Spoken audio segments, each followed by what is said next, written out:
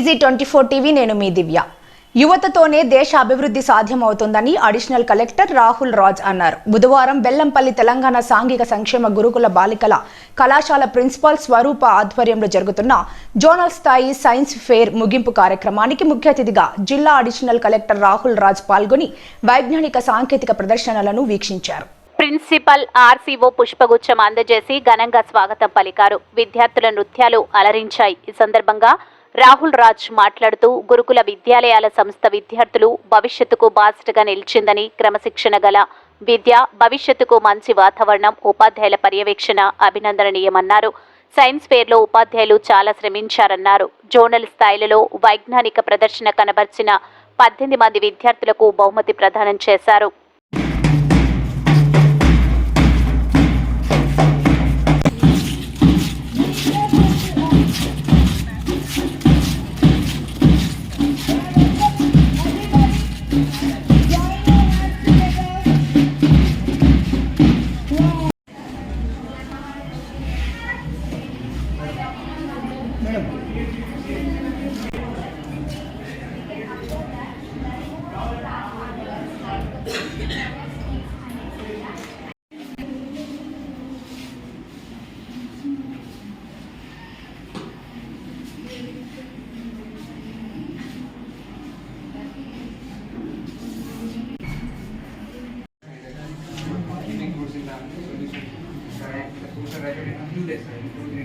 But in natural writing process, the future writer takes more time for writing process.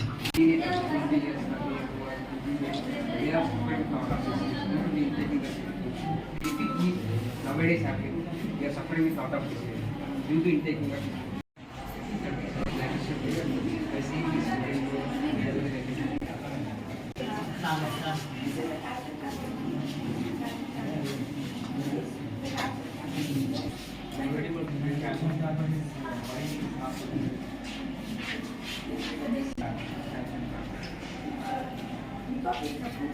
Health means freedom from sickness and disease. It is a costly gift from the nature to us to lead a purposeful life. And also good health means we can do more work than. Myself, I am Vaishnavi from Lakshya Trades Girls. I am healthy. I am supporting about being healthy by following some measures. Now, first of all, we have to know what is health. And the next, a well-balanced diet that provides all of the energy. Shri Rahul గారి మీద ఈ చిన్న బహుమానం. Second prize Jagtial girls guide teachers T Madhu Srevanthi. Kotapalli boys G Vishal 10th class, ఈ Karan 10th standard, ఈ Karan 10th class. 10th class guide teacher Samaya sir. Issues and guide teacher K Samata.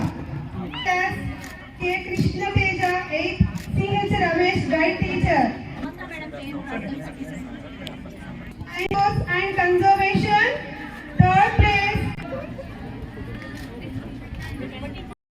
Sir madam, నేను చాలా మెల్లగా చెప్తున్నా.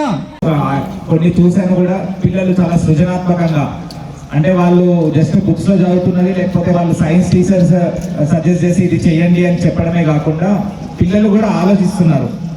పిల్లలకు కూడా అర్థమవుతుంది ఏం ఎక్స్పెరిమెంట్ చేస్తున్నామని వాళ్ళకి అర్థమవుతుంది, ఎందుకు అదని అర్థమవుతుంది. సో అంత మంచి ఎక్స్పెరిమెంట్స్ మీరు చిన్న లెవెల్లో ఇప్పుడు ప్లాన్ చేస్తున్నారు కదా.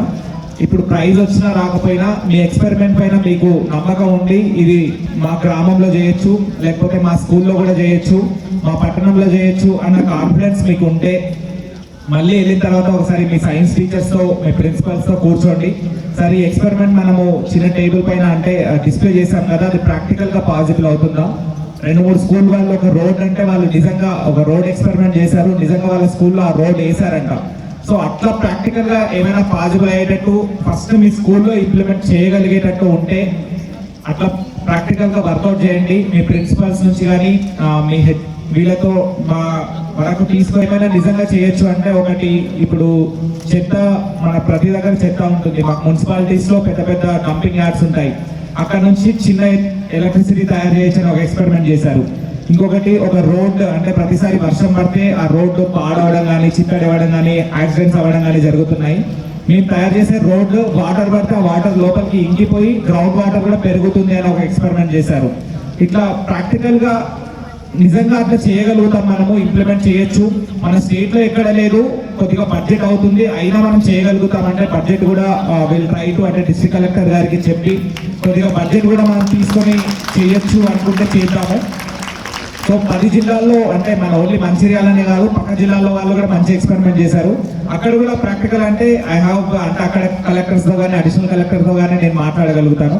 అవి నిజంగా బాగున్నాయి. మీరు వేరే డిస్ట్రిక్ట్ అయినా మా మంచిర్యాలలో కూడా మేము చేస్తాము. సో ఎట్లయినా మీరు సైన్స్ టీచర్స్ ఉన్నారు, ప్రిన్సిపల్స్ ఉన్నారు. సో ప్రాక్టికబుల్ ఎక్స్పెరిమెంట్స్ ఏవైతే వాళ్ళు చేశారో అవి కొద్దిగా స్టడీ చేయండి. స్టడీ చేసి నిజంగా చేయగలుగుతాం అనుకుంటే మనం ఇంప్లిమెంట్ చేయొచ్చు.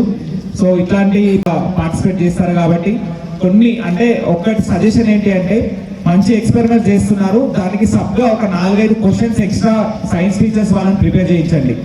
ఇప్పుడు డైరెక్ట్ న్యాచురల్ రిపెనింగ్ ఆఫ్ ఫ్రూట్స్ అని ఉన్నాయి.